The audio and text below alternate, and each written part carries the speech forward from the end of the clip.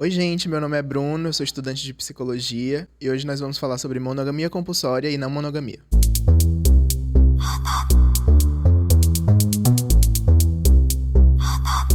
Hoje a gente está com um convidado que vocês já viram desse lado aqui e hoje está do outro lado pela primeira vez, Fabiano. Que honra sentar aqui desse outro lado, viu? Confesso pra você que é desafiador também pra mim, né?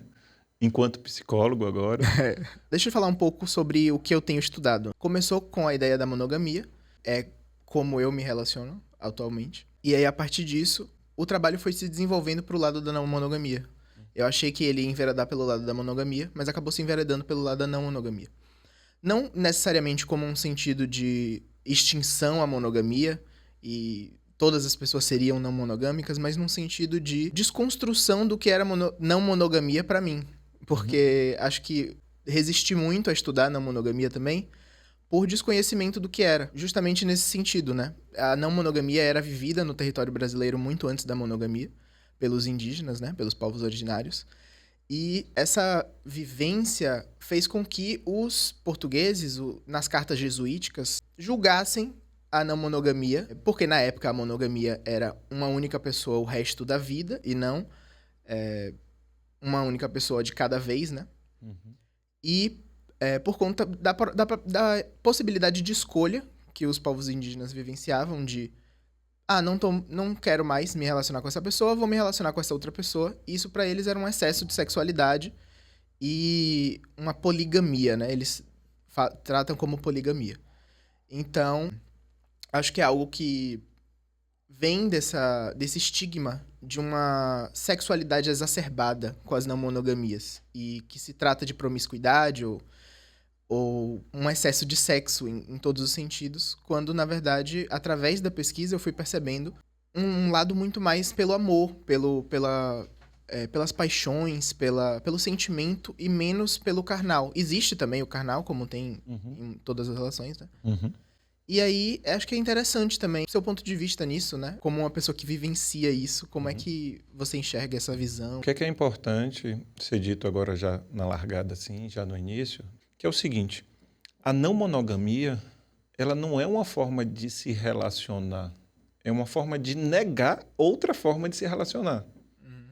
Então, quando alguém chega para mim e diz assim, eu me relaciono de forma não monogâmica, ela está me dizendo muita coisa através dessa frase, sim, mas ela não está dizendo exatamente qual a forma relacional dela. Porque dentro da não monogamia existe ali uma série de formas de se relacionar. Então, já nessa saída aqui, é interessante a gente deixar muito claro sobre isso, né? Porque quando eu digo para alguém, eu me relaciono de forma não monogâmica, as pessoas já acham que eu saio aí comendo todo mundo. E, na verdade, não é bem assim, né? Eu tenho uma forma livre de se relacionar, mas isso não significa que as minhas relações elas são líquidas. É aí que eu acho que entra um nó na cabeça das pessoas. Na minha concepção, não é que existe certo ou errado. Eu só acredito que existem formas mais adoecidas e formas que estão tentando não ser tão adoecidas, porque ainda existe grandes problemas também nas formas não monogâmicas de se relacionar, né? Então, assim, a forma que eu enxergo o mundo em duas polaridades, algumas pessoas tentando levantar a bandeira da monogamia e outra polaridade tentando levantar a bandeira da não monogamia. E a grande pergunta, eu acho que não deveria ser em qual bandeira eu quero ficar, né? Mas de que forma eu me sinto muito melhor. Quando essa conversa acaba também virando uma questão identitária, né? Foi uma reflexão que eu fiz ao longo da escrita do meu trabalho. Quantas pessoas não dizem que se eu me relaciono de forma monogâmica ou eu me relaciono de forma não monogâmica? Vira quase que eu sou monogâmico ou eu sou não monogâmico. Então, acaba virando também uma questão identitária também, de meio que se encaixar em um padrão do que seria ser monogâmico ou do que seria ser não monogâmico, que também tem muito a ver, eu sinto, com um argumento que as pessoas usam muito, que é de não ter tempo para ser não monogâmico. No sentido, acho que justamente de ter essa concepção do que é monogamia, do que seria ser monogâmico, e fazer uma associação dessas cobranças intensas que existem dentro da monogamia e trazer esse modelo para a não monogamia, sendo que a não monogamia, como você falou, é justamente a quebra de um modelo, né? É não ter um modelo. Então, acho que a pergunta que eu quero fazer é como é que você enxerga essa ideia de que é uma questão identitária e uma questão de se você se relacionar com muitas pessoas, você vai ter que fazer muito e não ter tempo para, tipo, essas duas questões, eu acho. Sua pergunta ela é bastante pertinente e em um podcast não daria para se responder sobre isso.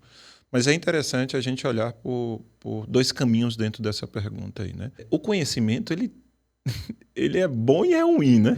Porque quando você está na ignorância, você vive de forma menos a se cobrar, né? Quando você tem um conhecimento, você começa a se cobrar e automaticamente você se move. Automaticamente você se move, você vai gerar alguma dor, porque você está saindo da zona de conforto ali, seja qual for a área da vida. Então, a partir do momento que você se identifica como uma forma relacional monogâmico ou não monogâmico, e aí eu vou dizer que os não monogâmicos acabam descobrindo isso, né? Porque a monogamia já está imposta aí. Então, a pessoa não se questiona ali nos primeiros momentos. Ela já acha que aquilo ali é a única forma de se relacionar.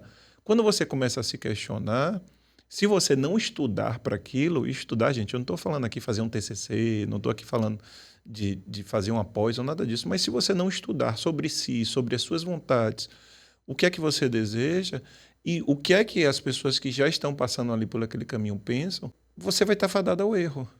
Então, assim, é importante que, sobre essa sua pergunta, que a pessoa tenha consciência que ela precisa estudar. Então, o primeiro ponto dentro dessa sua pergunta é esse caminho. Com relação ao tempo, né? As pessoas, não tenho tempo de relacionar com várias pessoas. É o que eu já pontuei na primeira parte, né? A relação não monogâmica, ela não é esse fato de você se relacionar com várias pessoas. É o fato de você negar outra forma de se relacionar, que está carregada de machismo, que está carregada de uma série de outras coisas ali. O que eu vivencio muito na prática é que vão existir erros no início. E que as pessoas elas precisam, de fato, se acolher. Seja na monogamia ou na não monogamia. Porque a partir do momento que a gente estuda, como eu te falei anteriormente, você entende sobre si, quais são suas vontades e tudo mais, você vai cometer erros dentro daquela sua escolha. E acolher esses erros, né? Acolher esses ops, não é bem isso que eu quero para a minha vida, ele é de extrema importância. É o que eu vejo nesse caminhar. Porque, assim, de um lado ou do outro, o fato de se relacionar, vão existir dores de cabeça. Eu digo isso de quem já se relacionou dos dois lados. Vão existir dores de cabeça, entendeu? E é claro que essas dores de cabeça, eu gosto de pontuar sobre isso, são bem menores para um homem hétero branco, entendeu?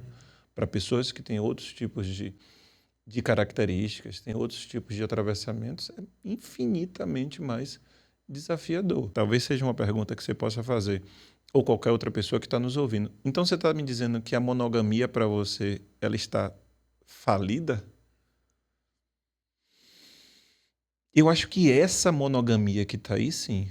Mas talvez uma nova monogamia que possa vir, fruto de todas essas discussões, de todas essas bandeiras que você falou aí, talvez sim seja uma outra nova monogamia, que seja uma outra coisa, talvez leve um outro nome. Mas o que é interessante se pensar sobre isso e se refletir sobre isso, que a não monogamia não é o fato de você estar ficando, pegando, transando ou estando com várias pessoas, né? É o fato de você negar a outra forma relacional. Essa questão de uma nova monogamia é interessante. Foi, inclusive, uma reflexão que eu fiz no final do meu trabalho, que tem a ver com a monogamia como uma forma de existir, de se relacionar. Ela existe mesmo antes das modificações feitas pela igreja e pelo capitalismo, né? Foi onde ela ficou mais opressiva, digamos assim, ou opressora em alguns aspectos também. Mas ela já existia desde antes. Acho que é uma forma de se relacionar que não vai deixar de existir. Mas ela é passível de mudança. Eu acho que o casamento, como a gente pensa hoje em dia, como uma instituição legal, ele tá realmente fadado ao fracasso nesse sentido de fazer uma diferenciação mesmo, né? Do que é uma monogamia, o que a gente pode mudar na monogamia e criar uma nova monogamia, como você falou, e o que é uma instituição legal, regulamentada e tal, que, de certa forma, não atende mais Uhum. ao que hoje em dia a gente precisa, né? Os debates estão levando.